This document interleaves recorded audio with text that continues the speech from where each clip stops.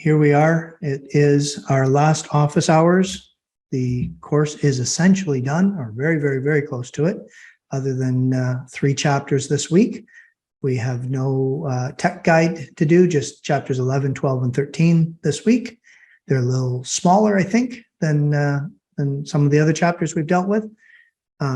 So we will we'll get through that this week, and then Sunday is the final exam. So I just want to talk briefly about a couple other things before I get to the final exam, and then we'll talk about the final exam. The first thing I want to deal with is our technical issues with Wiley for discussion 2 specifically are resolved now. They have been able to give me access to the discussions that you submitted. So with a bit of a caveat, there are a couple specific students that may not have access to what they submitted. But I think you'll find that if you go into the assessments, just navigating there, and go into the past discussions, you should be able to see what you submitted in say 90+% of cases for discussion 1 and discussion 2. Then discussion 3 is in module 4. Discussion 4 is in module 5. I'm not moving them. I know that's a little inconsistent. I'm afraid to move them at this point, so I'm just going to leave them where they are. Wiley has assured me that the problem had nothing to do with our end. There was an update that took place in Blackboard, which slightly changed the way student numbers were recorded or entered within Blackboard. So when we were linking from Blackboard to Wiley, it appeared that everyone was a brand new student to Wiley, which is why we had some changing questions and things like that. We dealt with all that along the way. So the submission should be there for you to review if you wish to. It's not super pertinent. There's a lot of different choices that I have for discussion questions on the final, and you certainly won't have to be doing APA formatting and stuff like that. And they won't be as long. Your answers won't be as long. They won't be anything really like. They could be the same question, but the answer approach is going to be different. And I'll talk about that. Just keep in mind that because of these problems, because of the complications with the Rogers internet outage, we are the best 3 of 4 for discussions, even though the syllabus says it's all 4. So each discussion is worth 8%, best 3 of 4, instead of all 4 being 6%. So the numbers worked out really easily. I will have to make an adjustment when I export the marks. In the meantime, remember when you're looking at the cumulative marks that you've got in Blackboard, they're not going to be exactly right. They'll be exactly right if you did exactly 3 discussions. Actually, they won't. Sorry, pardon me. They will have to be grossed up from out of 6 to out of 8 if you did 3 discussions. If you did 4 discussions, your mark's going to be approximately that. If you replace the lowest mark. So make the adjustment if you want.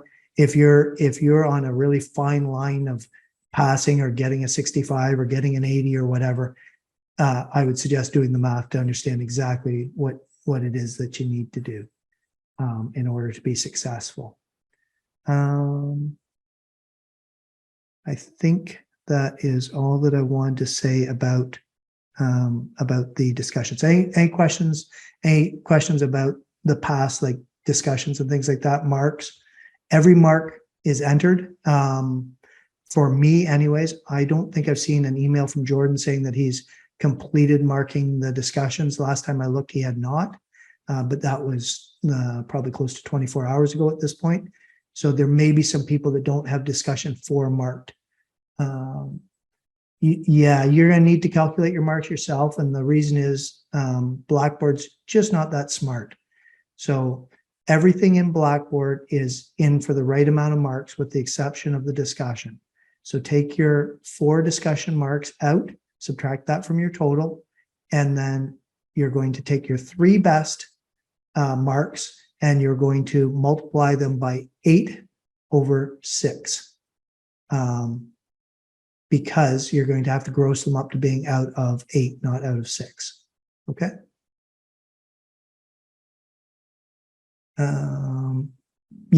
Yeah, I see, Emma, I see your message. I have to go in and override that in Blackboard. So I will take care of that for you right after this. Yeah, so I apologize. Like normally you guys can see how I set up my Blackboard. Normally you just see the cumulative mark. That's how many marks you have. When I, in some courses, I'm generous and I do the best X out of X plus 1 or X plus 2, then you have to do a calculation. Blackboard just won't do the calculation for me. I don't have any way of doing it. So I manually manipulate them in an Excel spreadsheet when I'm submitting them. But please do take a look and see where you are. Of course, you won't know until Saturday morning at midnight, because you won't get your released marks from this module at that point. Okay. If you're incredibly confused, and I'm really not looking to do math for anyone, if you're incredibly confused and you're very concerned, send me an email. I'll walk you through it. Okay. Like I said, it shouldn't be too bad. Make them best 3 out of 4 for your discussions. Take the marks that you have for all 4 discussions, subtract that, and then multiply the 3 ones by 8/6 to gross them up to out of 24 instead of out of 18, which is what they will be as 3 6s. Okay. All right. So the other thing that I wanted to say before we get into the exam is I will be releasing a practice as promised. It'll be tomorrow or Wednesday. I will put it in, let's see, where will I put it here? I'll put it in course content is where I'll put it, and I'll start a new folder. Like we've got general and then modules 1 through 6. I'll start a new folder called exam preparation or something similar. And inside that, you'll have an opportunity, and it will be just one opportunity to do 60 multiple choice, multiple answer questions like there will be on the exam, meaning that they're from the same pool. The exam multiple choice, I'm calling them multiple choice for short. They're multiple choice and multiple answer. They're all from the pool of what you've done with the quizzes all the way through. Okay, so you may recognize some of them. They are big pools of questions. You may recognize some of them.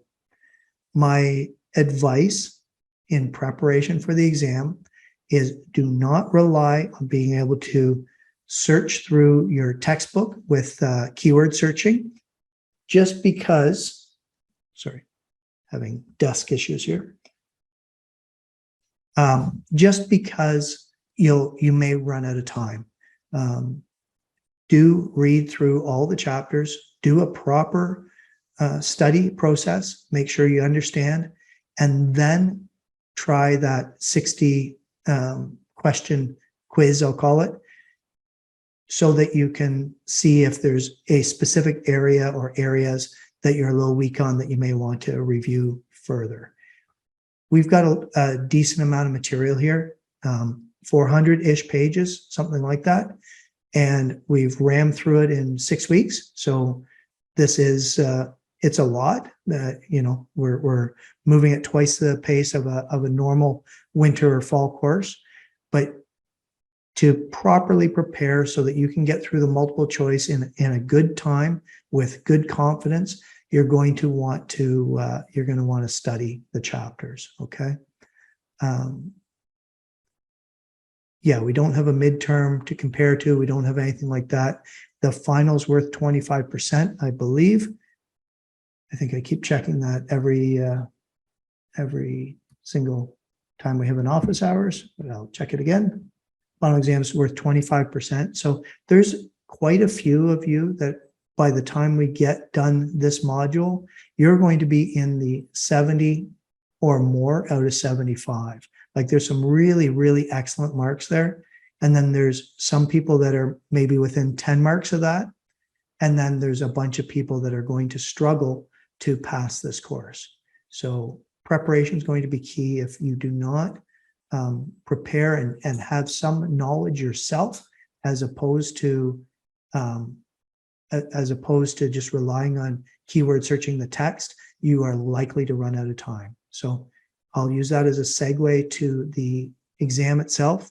The exam is going to be 120 multiple choice or multiple answer questions, just like you've seen in the quizzes, followed by 6 short answer questions. And the multiple choice will be worth 1 mark each. The short answer questions will be worth 10 marks each. So that's 120 for multiple choice and 60 for the short answer, which adds up to 180 marks. And there's 180 minutes. That's not a coincidence. I do that on purpose so that you can pace yourself.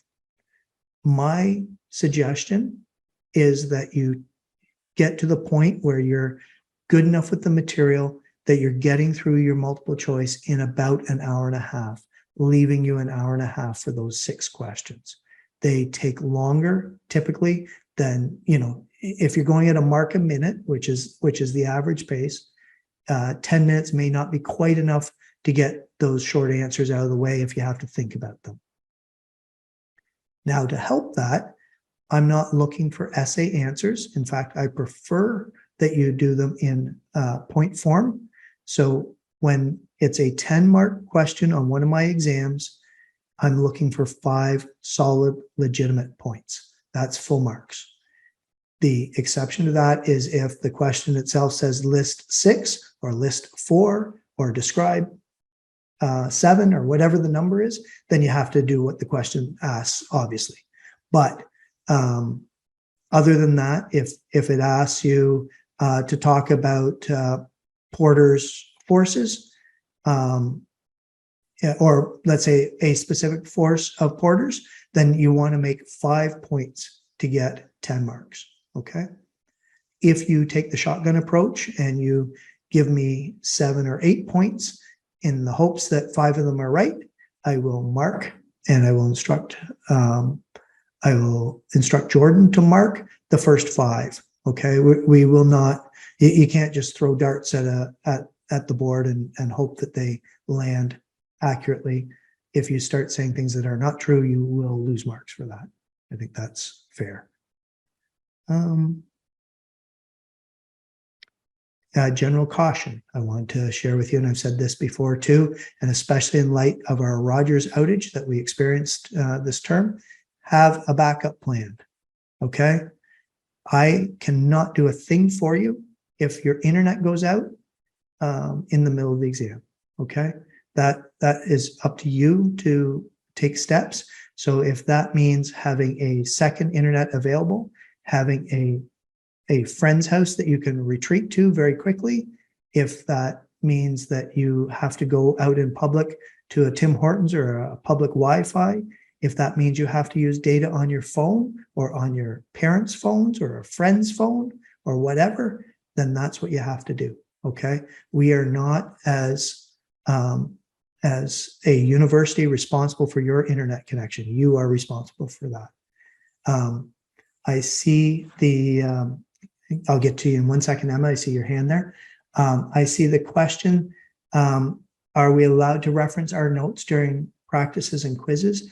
You are absolutely, it's an open book exam, okay? There are no limitations to the resources that you can use, with the exception that you can't use another person, okay? So you're expected to write it on your own. I have no way particularly of checking that, but the expectation is that you follow academic integrity and have integrity and write the exam on your own, okay? Do you need APA citations and list of references? No, you do not. No citations required. I wouldn't expect if you were in person that you could do that. So I'm not going to ask you to do that in a purely internet-based exam. When I teach this again in the fall, it will be a proctored exam. We're just not doing that here with this particular one. The trade-off, of course, is there's going to be a decent volume in the questions here. So if you're not on point, you're not going to get through everything. Just scrolling through the questions here. We like to reference notes. Yes. Need. No. Emma, go ahead. I'm just curious to know, I've never had any internet issues, but if, for example, you're in the exam and your house Wi-Fi goes out, does that automatically submit your exam? Like if I was to quickly try and jump to my cell phone hotspot, would it have already submitted? No, and you can stop the exam at any time. You can stop and it'll be automatically saving, or you'll be saving your answers. You can resume. What doesn't stop is the clock. Okay, great. So yeah, so yeah, if you let's say worst case scenario, you had to hop in your car or whatever and go somewhere else, and it was 10 minutes away, you'd be able to log in and resume. You would those 10 minutes just would have elapsed. I'm not trying to scare anyone, but you know, you should have a backup plan. It's still worth 25%, and I don't want, you know, I'm inevitably blamed, and the student hates me more than maybe they already do, and you know, there's no way I can prove that you've legitimately lost internet. It's way too easy to fake, and it's not fair to everyone else. So that's why I do that, and I think it's right in the syllabus too. You know, it's one of the conditions. So, so I'm just reading your question. I meant, were we allowed to reference notes for the weekly practices or quizzes? It's late in the term. Should have asked earlier. Wanted to check before the last three. So I'm not sure if you want to. Do you have audio?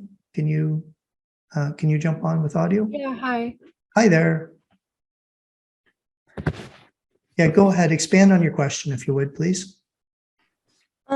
I just was wondering whether it was considered okay to like check our notes during the practices or the quizzes. Oh yeah, absolutely. Yeah, because you're going to be able to do that in the actual exam, right? The quiz is only going to be half as long as the exam. My idea with that quiz is simply for you, like when I prepare for an exam, I do a bunch of studying before I try the practice. I don't want to get overconfident. If I happen to get a bunch of questions that I know randomly, then I might not study enough. But if I study to the point where I think I'm prepared, and I do the quiz and I find out, oh, I better put another couple hours into this, then I think that's a good outcome. So yeah, please do feel free to use any reference you want, and watch your time, right? Like see how long it takes you to do 60 questions, the way, you know, with the amount of time that you're cross-referencing. Does that make sense? I think so. Thank you. Okay. All right. Maria, go ahead. Hi, I was just wondering, are we going to be able to backtrack through questions in the exam? And part two, are the short answers going to be grouped together, or they're just spiced throughout? Okay. I always, and I don't know why other professors don't do this, I always allow you to go back. It's going to present the entire exam to you all at once. So if you want to start at the bottom and work up, if you want to start in the middle and work in both directions, whatever you want to do, you can go and do any order of questions, and you can always go back. I will have the 120 multiple choice will be first, followed by the 6 short answer questions. So if you're better at doing like for whatever reason, if you want to do the short answers first, just scroll to the bottom and do them. Okay, thank you. Yep, you're very welcome. Does anyone, I'm just going to take a quick look at my notes and make sure. Yeah, so I'll just go over this a bit. I did say it already, but please do feel free to use point form. If you're the kind of person that wants to structure your answer in complete sentences, that's fine. Make sure you use paragraphs. Make it easy for us to read. Don't give us a block of text that we have to kind of scroll through or pound our heads against to try and see what it is you're saying. If you can break it up in point form, please do that. Again, you don't have to, and I can take marks away for not doing it, but it makes it harder to mark 100% for sure if I just get a block of text to look at. Okay. This is a really small class. I'm used to 300 students, so I'm used to marking, let's say 50 to 150 exams. So the wall of text thing is harder at that scale than is here. Jordan and I will split the marking. So we've got whatever, 28, 29 students each, less the 5 or 6 that presumably aren't going to write the exam because they haven't done anything yet. So we've only got 25 or 27 exams to mark, which isn't too bad. But when you get into the 30th group of short answers that don't have paragraphs, your eyes start to cross, I guarantee you. So, and when that happens, the problem is we can miss elements, right? And I don't want to undercredit anyone. So make it as easy for your markers to see what you're saying as possible.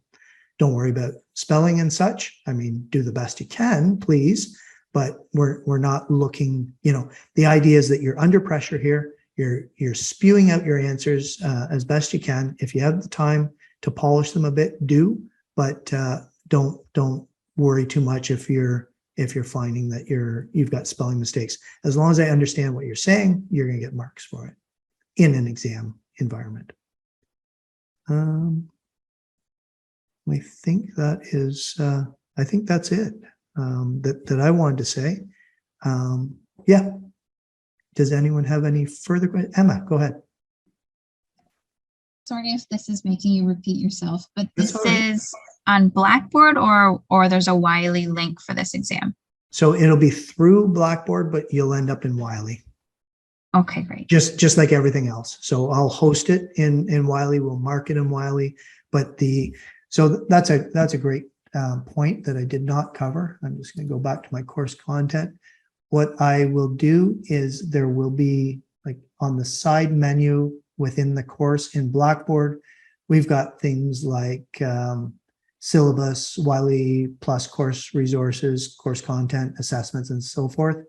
There will be a menu item there that will say final exam, and you'll click there, and then that'll bring you to a link in the page, which will bring you to Wiley and open it up there. Anyone that has an accommodation that has to do with the length of time for the exam, that will be automatically integrated. Again, small class, I'll have to set that up in Wiley. I will do so before Sunday, and you will automatically, even if the exam, like what usually happens in Blackboard is the exam will say it's 3 hours, regardless if you've got a 1.5 factor. When you click it, the timer will start at 4.5 hours. It's not the brightest system. It's not the most adaptive. So don't worry about what it says in the pages leading up to it. Once it starts, it will give you the right amount of time. I'm not talking to you specifically. I'm talking to anyone that may have an accommodation. All right. So yeah, there'll be a link. There'll be a link in Blackboard. There'll be a menu item on the left-hand side, which will lead you to a link that you'll write it in Wiley. Now, the other thing I've said before is that barring an accommodation and a specific conversation with me, the exam is going to start at 7 p.m. I think that's when it is. Bear with me again. Yes, 7 p.m. It's going to start at 7 p.m. So unfortunately, for people that are in a different time zone, that may be 7 a.m., it may be 2 a.m., it may be midnight, it may be whatever. We work on Peterborough time, so that's when the exam is. Unfortunately, I live in a world where if I leave it open too long, people tend to send a runner through, do the exam first, and then the next person does the exam later and gets better, and then the third person gets even better because they have more and more information. So for the integrity of my exam, it'll all start at 7 o'clock, barring some sort of approved accommodation that would cause it to be at a different time. I had the school scheduled the exam as part, even though it was an online exam, I did have them schedule it so there would not be conflicts with other exams. So hopefully, I haven't heard it from anyone, but hopefully no one else will be writing another exam at the same time. Okay. Any other questions? Anything else that I've missed or anything else that you're curious about? I am around, of course, all week. So fire off the email.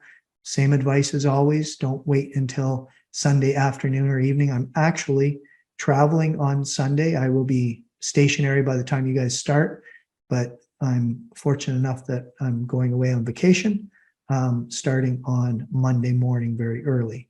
So I'll be marking remotely. But my point being, if you wait until Sunday to ask me a question, I may be en route somewhere and it may take me a long time to respond. So please pay attention early, get your questions dealt with. And then I will be, like I said, I will be sitting in a hotel room somewhere, monitoring, making sure everything's going all right once we get to 7 p.m. on Sunday. Okay. The other question that people like to ask is how long till I get my marks? This is the answer for all of Trent. It is 10 days from the time that you finish the exam, like 10 days from the scheduled exam date for me to get the marks in. At that point, and I'll do it faster, certainly we're, like I said, small class. At that point, I have no control over it. It is with the administration. They release the marks whenever they feel fit. There's a review process that's undertaken that I know nothing about, that the head of the computer science department, Dr. Hurley, conducts, and then he approves it. And I don't know if there's dean approval or what, but there's a process they follow. What I've found over the years is it's usually within a day to 2 days after I submit the marks that the students get the marks. Okay. So it could be almost 2 weeks from, like, it could be mid-August before you're getting the marks. I would expect it would be earlier than that. I'm not going to delay marking. I only have one course to worry about, so, and it's a small course. So we'll get through it fairly quickly. I'll have to tabulate the marks and submit them. And the other thing that some people will ask me inevitably is, I got a 63, I need a 65, I got a 49, I need a 50. I do not change marks. I do not change marks at all. If you have an issue, review your marks to date. Make sure that you're content that they're recorded properly, and look at the feedback or whatever. If you have an issue with marks, please get them to me before I submit them, because once I submit them, I don't generally go through the process of changing them. There is an appeal process. At that point, once the marks are submitted, the appeal process is for the final exam only. Okay.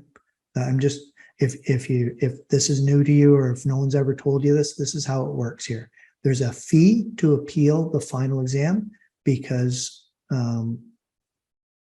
probably the school wants to deter everyone from doing it, for one thing. And secondly, the process would be a different prof would mark the final. If Jordan was the one that actually marked your final and you thought it was unfair, your mark was unexpected in some way, I would be the one that would do the review. But if I had already marked it, then it would go to another professor to mark under the appeal process.